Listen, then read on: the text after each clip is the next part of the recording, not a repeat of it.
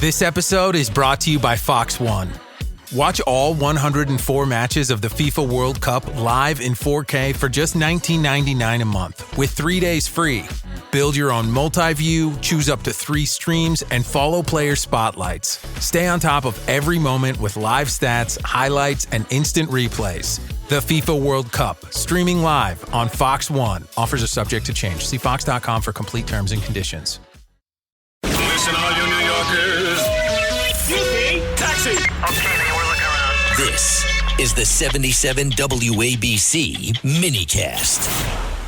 We have Sid Rosenberg, our guy we're filling in for, on the phone right now. Peter King can stay on the line. Yeah, Peter, don't hang up, Peter. Don't hang up, Peter. Stay on the line. But we got Sid Rosenberg. He'll drive me crazy. Yeah, no, oh boy. Sid, get ready, Peter. Sid, you should have been here. I mean, when that story broke, you got a chance now to blast about this. Go ahead, Sid. Well, I'm speaking to you right now. I'm about 100 yards away from the Kotel, which is also known as the Western Wall, the Wailing Wall here in Israel, on another beautiful, sunny, gorgeous Israel day. Look, that's a tough race for me. You know, that race for me is like asking, hey, Sid, would you rather have AIDS or herpes? I mean, give me a break. My God. You know? I'm being serious. I mean, Dan Goldman is horrible. He's not really pro-Israel. You know, he's not as bad as Bernie Sanders or Chuck Schumer, but he's hardly one of our strong Jews. Right. And Brad Lander is a Palestinian. He's Chuck Schumer. He's a joke. Any decent Jew, you don't have Shabbat dinners on Friday night with Palestinians. So I don't like Goldman. I like Lander even less. I guess somebody had to win, given the choice. Would have preferred Goldman, but either way, that Congress race is bad for New York and bad for America. Sid, there is going to be a protest today. I want to give everyone the details. 561 Lorimer Street in Brooklyn against this coffee shop, the Poetica Coffee Shop. So we're hoping for, I'd like to see a nice turnout there. But, Fernando and I were talking about yesterday, the Jewish community of Williamsburg should have been surrounding that coffee shop yesterday when this story broke. Absolutely. Uh-huh. Yeah, the problem is we don't do that, and we should, and that's part of the problem with American Jewry is that unlike here in Israel, where they will shoot you, okay? Bottom line, we'll shoot you. In New York, they're very timid, and that's part of the reason why Jewish people get their asses kicked all over the streets of New York City. We just don't do that. They do that. So they can have a nice turnout outside the coffee shop. It's not going to mean anything. It's not like it's going to stop there or anyplace else. You've got the mayor, this disgusting mayor, his disgusting, vile, wretched wife who goes to a coffee shop in Williamsburg, Brooklyn, and sits there and makes faces at the former Miss Israel, Melanie Sarabi, who was with you the last couple of days.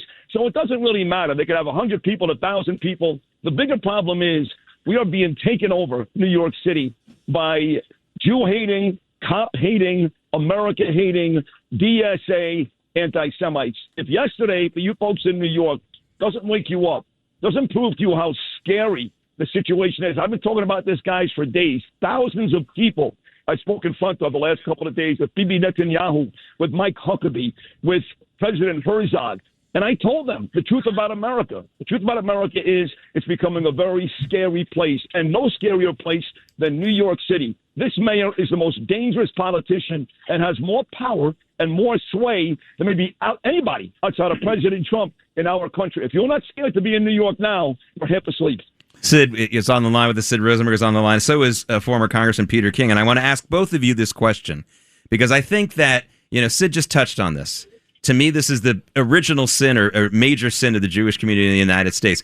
If the Jews are going to continue to thrive in this country, they need to be able to say the following. If you come into our communities to attack us and hurt us, we'll kill you first. Have a nice day. And Peter King and Sid Rosenberg, I can't think of one Jewish community right now that can say that. Right, Sid? I can't either. Look, we've got huge communities. I flew here on El Al, which is a great airline. Maybe they'll be the official airline of Sid and Friends in the morning. I don't know. We're working on it. But, all of Lakewood, New Jersey was on my flight, and that whole community is basically Hasidic. You've got, obviously, Borough Park, which Peter knows, in Brooklyn. You've got these huge pockets. But the truth is, again, the Jewish people in the United States are not the same as the Jews here. And they don't do stuff like that. They take the yarmulke off. They hide their Magen David. I tell parents all the time, the worst thing you can do is hide the fact that you're Jewish. They would almost rather you do that, people like Meir Mamdani and the terrorists, than find a dead body in the street of Tel Aviv. I swear to God. So if you hide the fact you're Jewish, you're playing right into the hands of the quote-unquote terrorists. And that's what New York Jews do. It's really sad to watch. Right, Peter? No, you're right. It really is. Now, listen, we're not talking about shooting people in the streets, but Jews and everyone should be standing with the Jews. Like I said before you come on, I was saying going after the Jews is almost a metaphor for going after America. It's always the Jews first and everybody else right after that. So if we don't stand united on this, not just as a Jewish issue, but as a human issue, all of us are going to suffer in the end. And what's happening here is almost unbelievable. If you had told any of us 5 years ago this was going to happen, that you would have this extent of anti-Semitism, anti-Americanism, anti-police attitude in the city of New York, anti-military, you go across the board, anti-ICE, you add it all together. This is an attack on American society. It's an assault on all of us, and we have to get together. I think President Trump has to organize this better. Our local Republican Party has to get organized better. For instance, here in New York, we have, and I'm not saying this politically, we have to elect someone like Bruce Blakeman. And we can't be saying you should be doing this, we should be doing that, or we should have had this candidate. We have a great candidate. Let's get behind him. The fact that he's Jewish adds to that, because that would even make the victory more resounding in this age of anti-Semitism. Sid and Peter, speaking of Bruce Blakeman, have you seen Bruce Blakeman's new AI-generated ads online? They're very much like the Spencer Pratt ads, where he's on a subway with Kathy Hochul. I mean, with a caricature of Kathy Hochul. I don't know if either of you have seen this, but to me, this is kicking up. What do you think about it, Sid?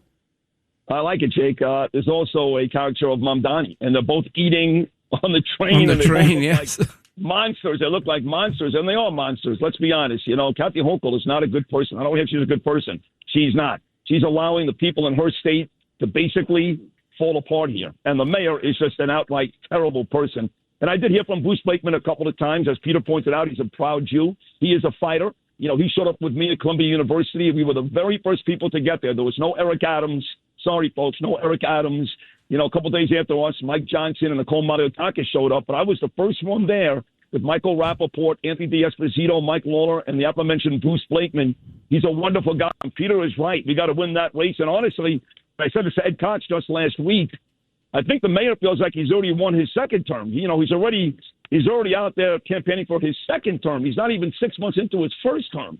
So the Republican Party in New York has to find some very serious mayoral candidates too, or the mayor is going to walk right back into office and we'll be stuck with Kathy Hochul again, which I don't think she'll win. I think Bruce will win, but if she does, another 4 years of Mamdani, that makes 7 more years of this.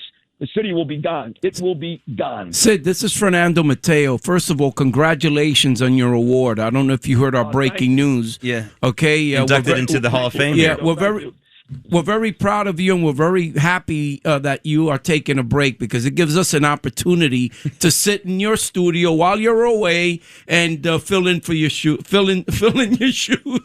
Fernando's enjoying this, Sid. I'm enjoying it, Sid. I've always wanted to be on your show. Sid, you better come back soon. Sid, don't come back, please. Soon. Sid, take another week. We're going to need a crowbar to get him out of this chair. He wants to know why he didn't get in the Hall of Fame. Yeah, why didn't I get in the Hall of Fame? But it's a matter of time, Fernando. You've only been a broadcaster for 5 minutes. Maybe get Rookie of the Year. But I'm on WABC. That's what's important, guys. That's what makes heroes. And wait till you hear the announcement who's starting this week. Really? Listen, you can't duplicate me. It's a super announcement. Oh, boy. It's a super announcement. And wait till you hear it. John, I can't wait. Last word to you, Sid. Yeah, we'll say this, John, and this is a testament to you, and it's not you need to hear it from me, but I'm here in Israel. I'm 7,000 miles away, and you would be, maybe you wouldn't be actually, John, but you wouldn't be shocked, but you'd be happy to hear how many people here in Jerusalem listen to us on WABC. I mean, I got to tell you guys, it's surreal for me, but I get stopped in the street multiple times a day. I mean, multiple times a day, and I got to ask them, how do you know who I am? And they go, what do you mean? WABC, we listen every day. So even here in the Middle East, this little country. Here in Miami, too. Yeah, well, Miami, too. They love us in Miami. That's right, John. Yes. Sid, while you're there, please tell them to hear Fernando Mateo, No Excuses, Sundays between 6 and 7. Please make some palm cards. Yeah, and Sid, you think this is all a joke, but I'm not happy when I go to see Fedina. People start talking to me about you. I don't care about Sid Rosenberg. Everyone wants to talk about me. How's Sid doing? And the only question I have is Sid really crazy or what? Yeah, he is. Believe me, he is. They love you. Sid, anyway. No matter what I say, they still love you, so I don't know. no. Sid, we got to take a I break. know. But thank you so much for calling in from Israel. We do want you to come back, all kidding aside, and thank you for letting us take these chairs these last few days.